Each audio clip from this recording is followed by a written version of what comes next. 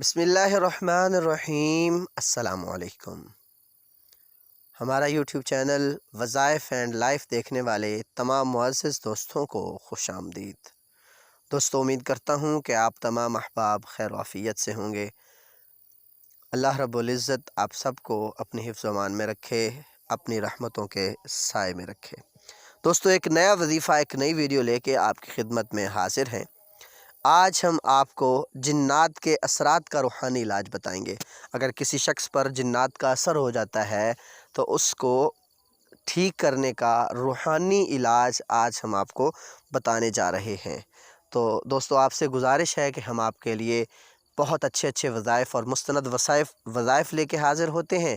تو آپ ہمارے چینل کو کائنڈلی سبسکرائب کر لیں اور بیل آئیکن کو پریس کر لیں تاکہ آپ کو آنے والی تمام تر ویڈیوز مل سکیں اور آپ کسی بھی ویڈیو سے محروم نہ رہیں۔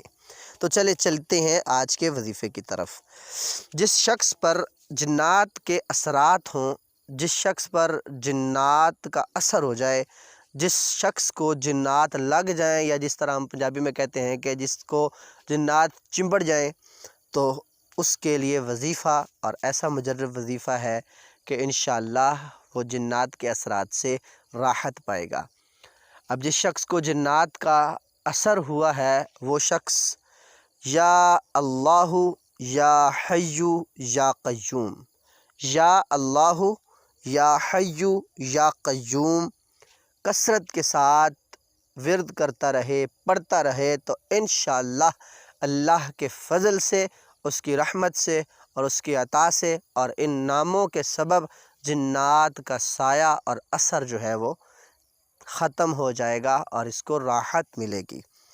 اگر ایسا نہیں کر سکتا، کنڈیشن ایسی ہے کہ وہ خود ایسا نہیں کر سکتا اور خود وہ اس وظیفے کو نہیں پڑھ سکتا، تو پھر اس کے رشتہ داروں میں سے کوئی بندہ، اس کے عزیز و اقارب میں سے کوئی بندہ، اگر وہ خود اس وظیفے کو نہیں کر سکتا تو اس کے رشتہ داروں میں سے، اس کے عزیز و اقارب میں سے کوئی شخص جو ہے یا اللہ یا حی یا قیوم کا کثرت کے ساتھ ورد کر کے اس پر دم کرتا رہے، انشاءاللہ اللہ کے فضل سے، اس کی عطا سے جنات کا اثرات جو ہے وہ چلا جائے گا اور یہ مکمل طور پر صحت یاب ہو جائے گا۔